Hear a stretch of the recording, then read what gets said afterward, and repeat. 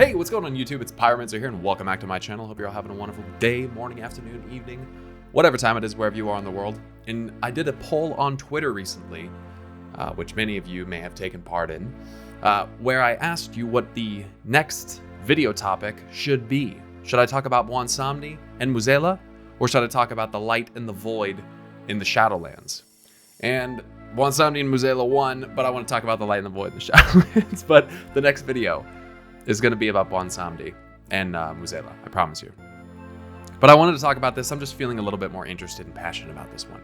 I want to talk to you guys about how the light and the void have attempted to influence the Shadowlands in the past, and in the present, potentially. I would like to throw out there that it was a while ago, and it wasn't something that I dove really deep into, but I posed the idea that the Shadowlands is not a place where the void is very present or meant to be present. I do think that the Shadowlands, which is associated with death, is much different than the void, even though in Chronicle, on the cosmology map, it tries to tell you that shadow and void are like one thing, and that death isn't related to shadow, and it's on its own kind of tier, separated from shadow itself. So even though the realm of the dead is called the Shadowlands, there's that kind of weird distinction that's provided by Chronicle.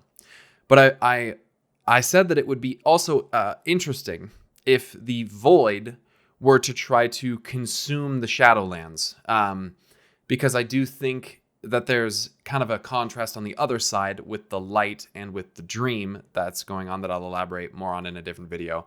But I think that it would be a very beneficial place for the void to try to get into, right? I mean, with this power of anima, these souls, quite literally just like raw souls floating about in the Shadowlands, it would seem that if the void is hungering, as we've been led to believe that it pretty much constantly is, that the Shadowlands would be a place of interest for the void to try to infiltrate. At the same time, I think that it would be very interesting for the light to try to get into the Shadowlands. And this is something I mentioned as well, and it's something that I really hope doesn't happen.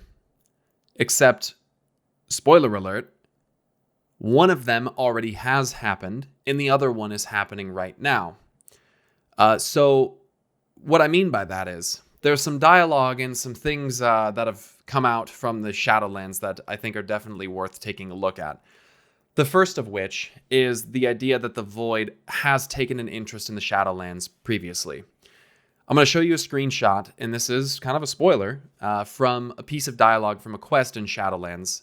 And this is something in Bastion that is said by a contemplative student. They say, aeons ago, the powers of the Void launched a massive attack against the Shadowlands, trying to shift the balance of the cosmos. The attack blindsided the Kyrian and embroiled all of Bastion into chaos. So that's very interesting, because that's kind of like giving credence to the idea that I posed that the Void would take an interest in the Shadowlands. Now, this is saying specifically to try to shift the balance of the cosmos. So in what way they had attempted to do that, I'm not sure. But this is furthering the idea that death as a force, as a cosmic force in WoW, is kind of the antithesis to the void. And that death is in some capacity, whether directly or indirectly, potentially a way to defeat the void.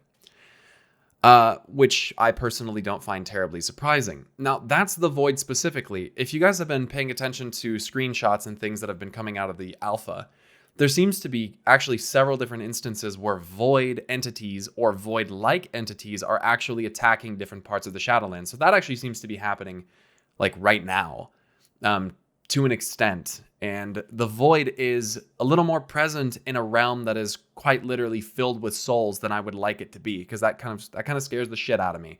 We don't want our souls to get pulled into the void, because if the Maw of the Damned lore has taught me anything, it's that a spirit severed from a physical body can still hunger, and it can still feel pain, and it can still feel torment, and that will never go away.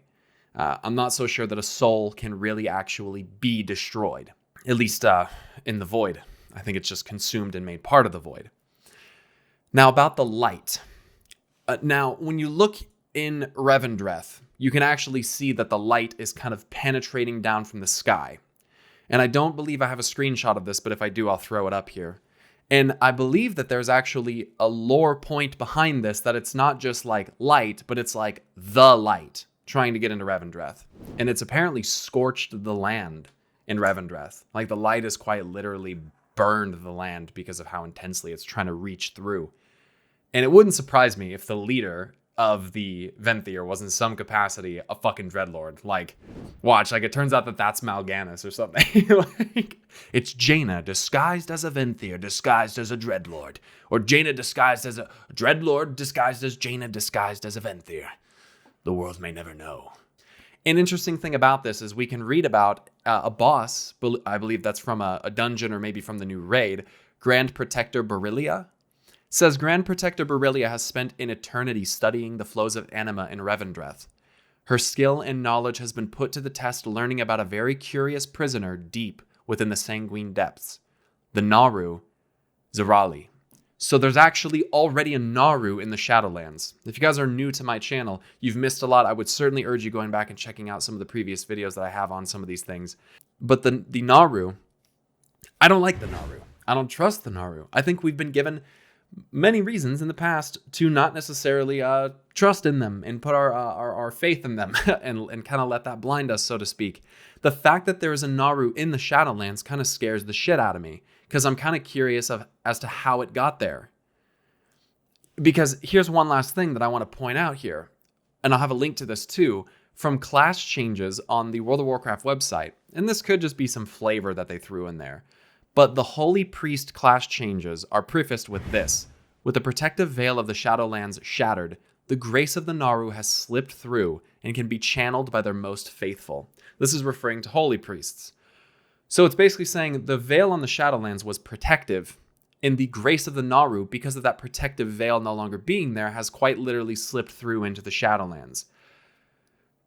Again, that kind of freaks me out. I don't want the holy light, specifically the Naru, anywhere near fallen souls, because the Naru have this, they have this tendency to try to preserve things indefinitely, whether that's by using the light to heal them, quote unquote, or quite truthfully, in cases like Kalia Menethil, I believe, alter them in such a capacity that they're not even really the same person anymore. But also lock them in infinite time spells like the Blessing of Eternity, like the Naru did to the orcs that were resisting the lightbound influence on alternate Draenor after we left and we beat the Legion and everything. When you go back for the Maghar orc recruitment scenario, you fight against the lightbound, and a Naru actually descends from the sky and uses a spell that is apparently linked with time, Blessing of Eternity, that basically like perma-locks them in a state of, they're not dead, but they can't function or do anything, and that's just how they're going to stay. Presumably until the light basically just forces itself upon them in such a way that they're not even the same being that they were before. But we're seeing here that there's an influence of void and light, both in the Shadowlands, that are not natural to the Shadowlands, seemingly, and things that should not be in the Shadowlands. So, what does that mean for us? I will tell you more about that after a quick message regarding today's video sponsor, FlexiSpot. So here's the thing, guys. FlexiSpot reached out to me over 3 years ago and provided me with the desk that you're seeing here in the background. This is one of their automatic, motorized, sit-stand adjustable desks. And the reason I took this sponsorship, truthfully, is because this desk is awesome.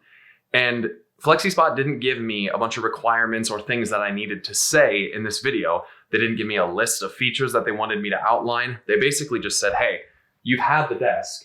What do you think about it? Tell people what you think.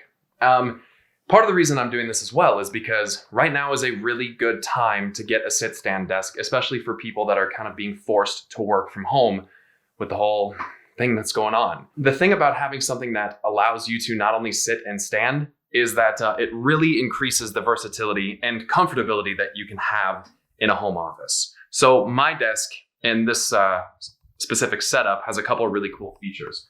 The first one is that it has this little control panel which has customizable profiles 1, 2, and 3, and some adjustment buttons that allow me to set certain heights. Now the cool thing about these is that if I hit a button, the desk will just do it. Now, I can't go too high because I'm anchored via some wires, but I basically just have it set up in a way where if I want to stand, I can stand.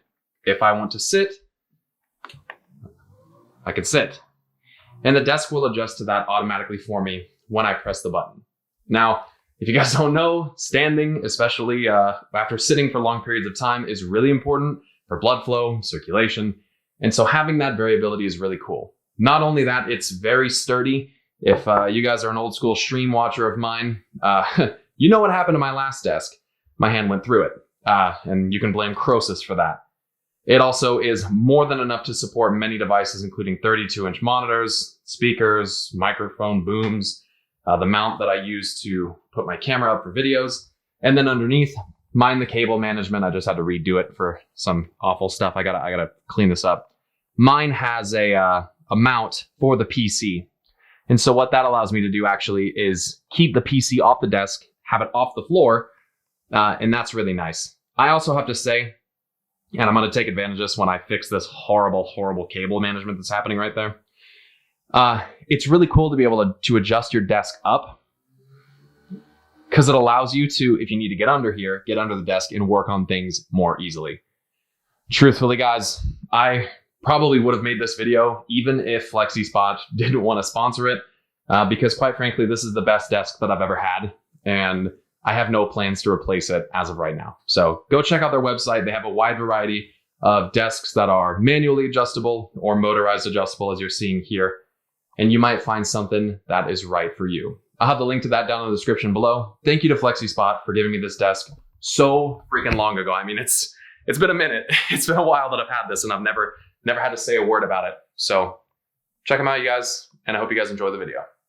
Peace! What it means is that even in death, we can't escape the light or the void.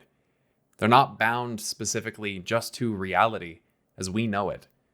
They can go into other realms. They can go places where, in my opinion, they shouldn't really even be able to go. Places they don't belong. Could you imagine if the Shadowlands was completely overrun by the light? Or completely consumed by the void? What would that even mean for the nature of the cosmos? For the destiny of all things that die? Because as we know, this Shadowlands isn't just linked to Azeroth. It's linked to many different locations in reality. Different realms and realities in and of themselves. Planes, we don't even know all the different places this goes. Goes to the dream. What could happen to the dream? The void's already infiltrated the dream before. Wouldn't surprise me if we saw more void influence coming out of Ardenweald. I think we're in for some really interesting stuff this expansion. And whether these two things, the void attacking the Shadowlands or the light infiltrating the Shadowlands, ends up being a major plot point or not, I'm not sure if that'll happen. But if it does, I have to wonder if we'll end up siding with death. Because after all, as it's been identified, we mortals are kind of beings of death. And I think that mortality kind of suggests that inherently. Being able to die, being of a mortal flesh state. What does this mean for us? And why are they here? How long ago did the void attack? And what was the goal? Aeons? An indefinite and very long period of time? Or in astronomy, a unit of time equal to 1 billion years? Aeons ago, this happened. I'm a little unsettled by this. I'm honestly a little bit... I'm equally afraid of both. I'm not saying like, we should go with the void, don't trust the light, or we should go with the light, don't trust the void. We shouldn't go with either. We shouldn't be involved with either. I'm interested to see what they bring to us in Shadowlands. I'm interested to see how this unfolds. Because you guys know, I like the whole void light thing. But I do think that it's... the way that it's kind of spreading and the way that it exists for us now is wrong. It seems just wrong to me. And so I'm curious to see how that unfolds. I don't have alpha, unfortunately, so I can't look more into this as it stands right now. But if you guys have any information on this, please let me know. You're welcome to join my Discord. There'll be a link to that in the description below, where you can join and link things like findings on the light and the void. I would really appreciate that. You are also more than welcome to head over to my Twitter, twitter.com/pyromancersarg, and follow me there. If you want to tweet it at me or DM it to me on there, that'd be cool. Or you can catch me streaming sometimes on twitch.tv/pyromancer, where we may be able to discuss that there. Last thing I want to throw out there is my Patreon, patreon.com/Pyromancer. I have a big thank you to give to all my patrons. You guys are very helpful, really kicking ass over there, and I certainly do appreciate it. Like I said in my last video, I'm going to be revamping my Patreon relatively soon, so keep an eye out for that, where we're going to be adding unique videos like detailed setup videos of what I've got going on here, how I record, and all those interesting things. So if you guys are interested in checking that out, hit up that link in the description down below. Lastly, another thank you to FlexiSpot, the sponsor of today's video. Without them, the kind of core of my setup would not be here. So I appreciate you guys very much for watching this video. Thank you very much. Stay awesome, and until next time, I'll see you guys later. Peace!